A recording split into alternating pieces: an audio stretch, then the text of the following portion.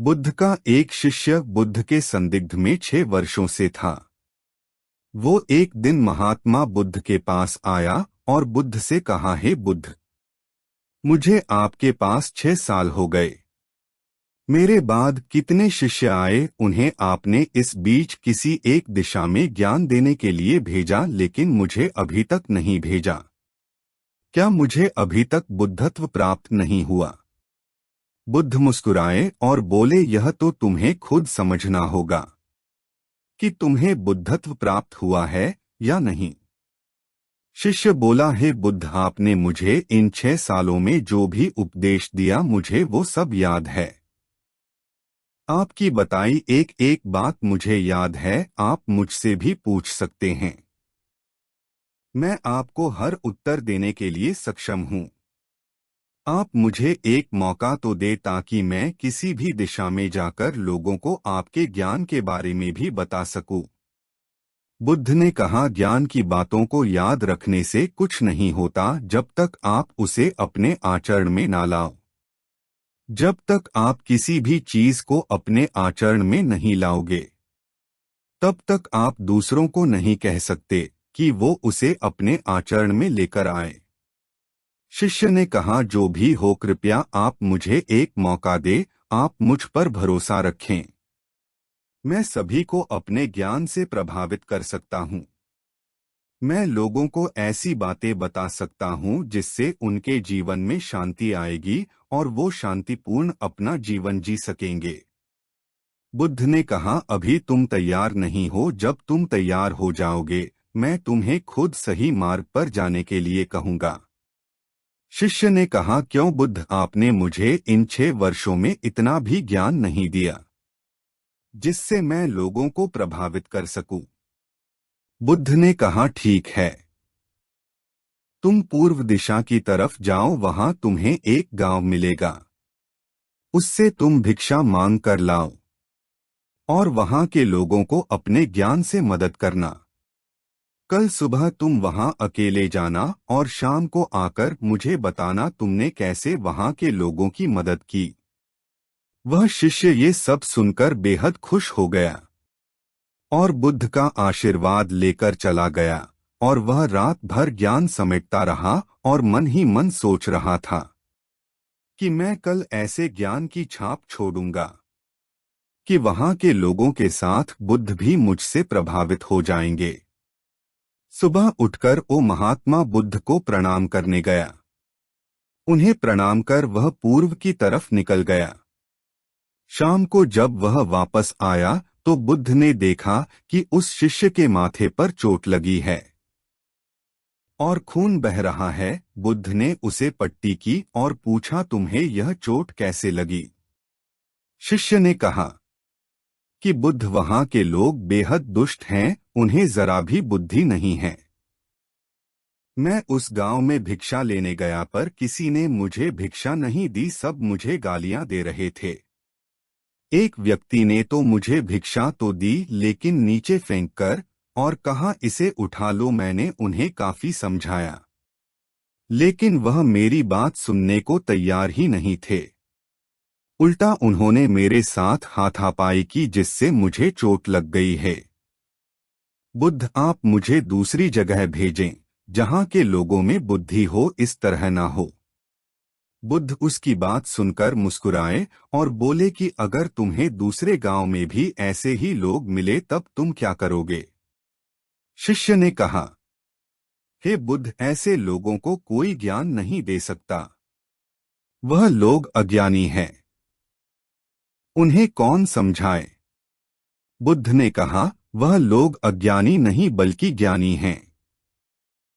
उनके पास बहुत बुद्धि है परंतु उनके पास खुद का ज्ञान है। अब अगर तुम किसी दूसरे के ज्ञान को चोट पहुंचाओगे तो वह कुछ तो कहेंगे ही। तुम्हें ऐसे लोग हर जगह मिलेंगे, तब तुम अपना ज्ञान उन्हें कैसे दोगे? बुद्ध ने शिष्य को कहा कि आज तुम आराम करो, कल शाम को मेरे पास आना। शिष्य बुद्ध को प्रणाम करके चला गया। अगली शाम जब वह वापस बुद्ध के पास आया तब वहां एक और बुद्ध का शिष्य मौजूद था। उनके हाथ में चोट लगी हुई थी। बुद्ध ने उस शिष्य के हाथ पर चोट देख उस पर पट्टी की और उस शिष्य से पूछा कि तुम्हें यह चोट कैसे लगी। शिष्य ने कहा, हे बुद्ध, आपने पूर्व के एक गांव में मुझे जाने के लिए कहा था, वहीं मुझे यह चोट लगी। बुद्ध ने कहा, वहां तुम्हारे साथ क्या क्या हुआ तुम मुझे बताओ। शिष्य ने कहा, वहां पर मैंने सबसे भिक्षा मांगी, लेकिन किसी ने मुझे भिक्षा नहीं दी। एक व्यक्ति जिसने भिक्षा दी थी उसने भी वह मुझे जमीन पर फेंक कर दी और कहा, उसे उठा लो। मैंने चुपचाप उसे उठाकर अपने पात्र में रख लिया और उसे कल्याण का आशीर्वाद दिया। तब उस व्यक्ति ने मुझसे कहा, आप बड़े ही अजीब व्यक्ति हो, मैं आपका अपमान कर रहा हूं और आप मुझे आशीर्वाद दे रहे हैं। मैंने उनसे कहा कि आप धनी हैं, आपने मुझे दान दिया है, इसलिए मैं आपको आशीर्वाद दे रहा हूं। फिर वहां से मैं आगे गया तो कुछ लोगों ने मुझे वहां से जाने के लिए कहा। उन्होंने मुझे कुछ अपशब्द कहे और मुझ पर कुछ पत्थर फेंके जिससे मुझे चोट लग गई। जब मैं वापस आ रहा था तब मैंने एक माँ को रोते हुए देखा। वह अपने बीमार बच्चे को लेकर चिंतित थी।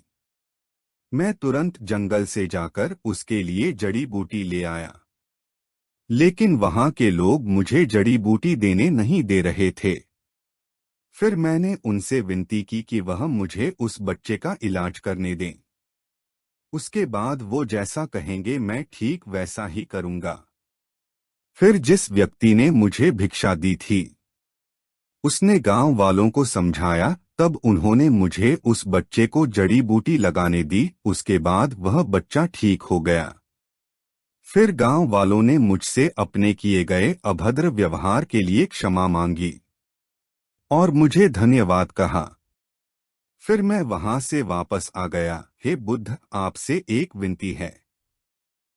उस गांव के लोग बहुत भोले भाले और सीधे हैं, क्या मैं रोज उसी गांव में जाकर भिक्षा मांग सकता हूँ? ये सभी बात वो पहला शिष्य भी सुन रहा था। उसने यह सुनते ही बुद्ध के चरणों में गिरकर कहा कि हे बुद्ध, मैं समझ गया हूँ कि अभी मैं उस लायक नहीं हुआ कि दूसरों को ज्ञान दे सकूं। बुद्ध ने कहा, हमें बाहर वैसे ही लोग दिखाई देते हैं जैसे हम भीतर से होते हैं। जब तक हम स्वयं को नहीं बदलते तब तक हम किसी को भी नहीं बदल सकते। खुद में परिवर्तन करना बेहद जरूरी है। कोई भी बात बताने से पहले उसे आचरण में लाना बेहद जरूरी है, क्योंकि आचरण में लाई हुई चीज को बताना समझाना बहुत आसान होता है और उसे लोग बेहद आसानी से अच्छे से समझ पाते हैं। दोस्तों, हम सभी को ऐसा लगता है कि हमने जो कुछ भी सीखा है वह हमको दूसरों को सिखाना चाहिए, लेकिन हम जाने अनजाने में दूसरों को सिखाने के चक्कर में हम कभी कभी गलत साबित हो जाते हैं। तो इसलिए दोस्तों, अगर आप किसी को भी कोई भी सुझाव देने के लिए जाते हैं, आप कोई भी चीज सिखाने के लिए जाते हैं, तो सबसे पहले आप उस कार्य को संपूर्ण रूप से और सही ढंग से अच्छे से सीख जाएं और आपको जब यह पक्का प्रूफ मिल जाए कि अब मैं इस कार्य को संपूर्ण रूप से सीख चुका हूं, अब मैं दूसरों को सिखा सकता हूं, तभी आप दूसरों को सिखाने के लिए जाएं, अन्यथा आपके साथ दुर्व्यवहार हो सकता है और आपको क्षति भी पहुंच सकती है।